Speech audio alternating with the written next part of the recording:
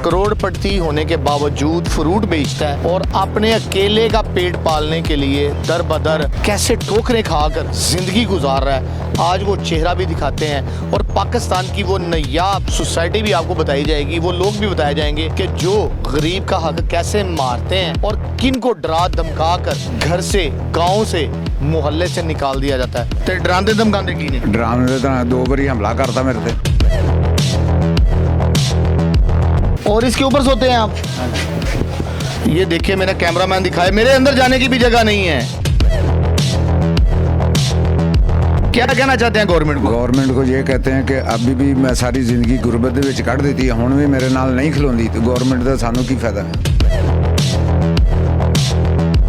आपका ये हक बनता है कि इसको बुलाएं, इसको पूछें कि भाई आपको कौन तंग कर रहा है, कौन जान से मारने की धमकियां दे रहा है। इसकी जान की कोई कीमत नहीं है, सिर्फ इसलिए तरबूज बेचता है। लेकिन ये पाकिस्तानी जरी जमीन का मालिक है 14 कनाल का। अस्सलाम वालेकुम, मैं हूं मकान के लिए आप देख रहे हैं प्रोग्राम माफिया। इस वक्त मैं सब्जी मंडी के अंदर मौजूद हूं। हमें एक ऐसा बंदा बताया जाता है जो परेशानियों में जकड़ा हुआ अरबपति है। गाँव कौन सा है, क्या करता रहा है, जवानी कैसे गुजरी, बुढ़ापा आ गया, लेकिन मुखालफिन ने, जिनको शरीका कहा जाता है, घर में पाँव रखने की इजाज़त नहीं दी। करोड़पति होने के बावजूद फ्रूट बेचता है और अपने अकेले का पेट पालने के लिए दर बदर कैसे ठोकरें खाकर ज़िंदगी गुजार रहा है। आज वो चेहरा भी दिखाते हैं और पाकिस्तान की वो नायाब सोसाइटी भी आपको बताई जाएगी, वो लोग भी बताए जाएंगे कि जो गरीब का हक कैसे मारते हैं और किन को डरा धमका कर घर से, गांव से, मोहल्ले से निकाल दिया जाता है। मैं बात कर रहा हूँ इस भाई की, इसकी तरफ चलते हैं और पूछते हैं। अस्सलाम वालेकुम। वालेकुम सलाम। की हाल है? ठीक हो? अल्लाह करम। की ना है? इफ्तिखार अहमद। कदों दा फ्रूट ला रहा है इफ्तिखार भाई? 20 साल हो गए। 20 साल हो गए। ਵੱਡੇ ਭਰਾਵਾਂ ਦਾ ਮਸਲਾ ਸੀ, ਉਹ ਫੌਤ ਹੋ ਗਏ। ਉਸ ਤੋਂ ਬਾਅਦ ਮੈਂ ਗਿਆ ਤੇ ਉਹ ਕਹਿੰਦੇ ਤੁਸੀਂ ਕੌਣ? ਮੈਂ ਸਟੇ ਲਾਇਆ। ਫਿਰ ਭਤੀਜਾ ਨੇ ਮੈਨੂੰ ਆਪਣਾ ਹਿੱਸਾ ਵੇਚ ਕੇ ਦੇ ਦਿੱਤਾ ਸਾਈਡ ਵਾਲਾ, ਤੇ ਉੱਥੇ ਦੇ ਜਿਹੜੇ ਮੁਖਾਲਫੀਨ ਲੋਕ ਹੈ ਨਾ, ਉਹ ਮੈਨੂੰ ਵੇਚਣ। ਮਤਲਬ ਇਹ ਆ ਕਿ ਆਉਣੇ ਪਾਉਣੇ ਸਾਨੂੰ ਦੇ ਜਾਏ।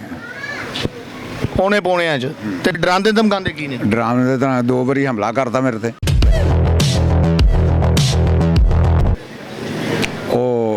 मोटरसाइकिल खोली और आगे वीडियो चली। ये पुलिस स्टेशन गग्गो मंडी का ये वाक़या है जिसमें इनकी एक दफ़ा बाइक भी छीनी जाती है, फिर ये बाइक रिकवर करते हैं, इनको टांगों में गोलियां मारने की धमकियां भी दी जाती हैं। ऐसा ही है?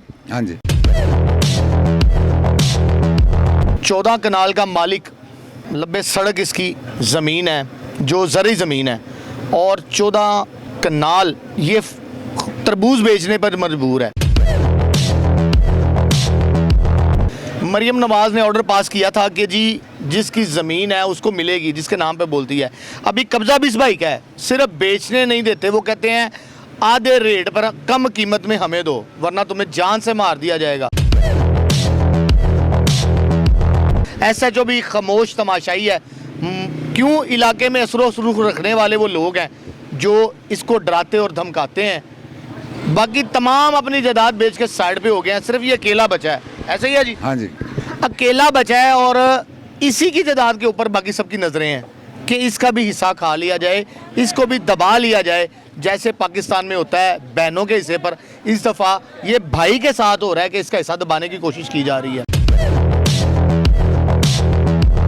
जो डराते हैं उनके नाम आपको याद है? हाँ जी। अब्दुलमान वल्द बशीर अहमद, हसाक वल्द असमाइल, गुफार वल्द मजीद अहमद। ये क्या लगते हैं आप? ये मेरे रिश्तेदार दूरों नेड़े। और ये कब्जा करना चाहते हैं? ये कब्जा करने की कोशिश कर रहे हैं। कोशिश कर रहे हैं। आपको क्या कहते हैं फ़ोन पे? कोई तड़ी छड़ी लगाते हैं? नहीं, फ़ोन पे कुछ नहीं कहते। ज़्यादा मैं अकेला होता हूँ ना उधर। हाँ जी, जाते हो गाँव? हाँ, मजबूर करते थे इधर से जाए, हम इनका सामान उठाएं, ये वो। रात धमकाते? हाँ जी। उस वक्त शाम को इधर सन्नाटा हो जाता है, वो किसी को गोली मार देने को कोई मकसद है। ਤੁਹਾਡੇ ਜਿਹੜੇ ਕਜ਼ਨ ਨੇ ਜਿਨ੍ਹਾਂ ਤੁਸੀਂ ਨਾਲ ਆਏ ਨੇ ਉਹ ਪਹਿਲੇ ਵੀ ਕਬਜ਼ਾ ਕਰਦੇ ਨੇ, ਡਰਾਉਂਦੇ ਧਮਕਾਉਂਦੇ? कब्जा माफी है ये सब ने। पहले भी कब्जा किया है। बिल्कुल जी, ये कोई आम बंदा ये काम नहीं कर सकता। एक पूरे इलाके में असरो सुरुख बनाकर बैठना, डराना धमकाना, जान से मारने की धमकियां और ख़ासकर एक मालिक के होते हुए उसको वहाँ से निकाल कर उसकी ज़मीन के ऊपर काबज़ होना, ये बहुत बड़ा एक लम्हा फ़िक्रिया उस SHO के लिए, उस DSP के लिए और उस DPO के लिए कि जिसके शहर में ऐसे लोग मौजूद हैं जो कब्ज़ा माफिया हैं। मरीम नवाज़ के ऑर्डीनेंस की खुली खिलाफ वर्जी है। उन्होंने जो ऑर्डीनेंस बनाया था उसको हवा कर दिया गया है कि आम बंदा फ्रूट बेचने पर मजबूर है।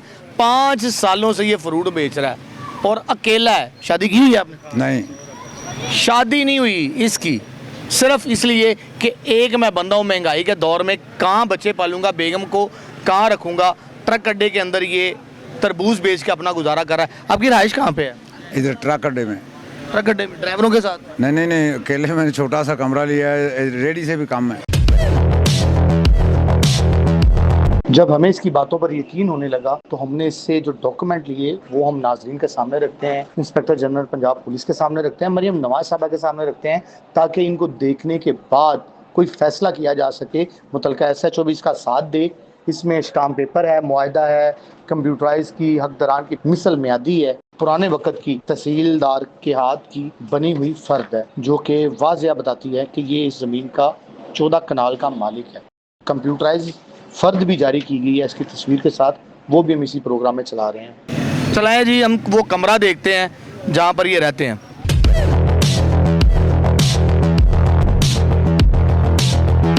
नाजरीन, ये वो खूब अंधेरा और कब्र जैसी जगह है। ये इनको जगह मिली हुई है सोने के लिए, लाइट गई हुई है मेरे ख्याल से, और हम एंटर हो रहे हैं। ये एक कमरा है, ये दूसरा कमरा है और ये इनका अपना कमरा है जहाँ पर ये सोते हैं। ये किसी और के हैं और ये इतनी सी जगह है और इसके ऊपर सोते हैं आप।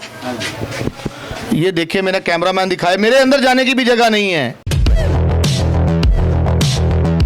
शुरू होते साथ सामने दीवार है और ये कमरा है जिसमें ये रहते हैं और ये हम 2 खड़े हुए हैं और कमरा पूरा हो गया जी। इसके ऊपर सोते हैं आप।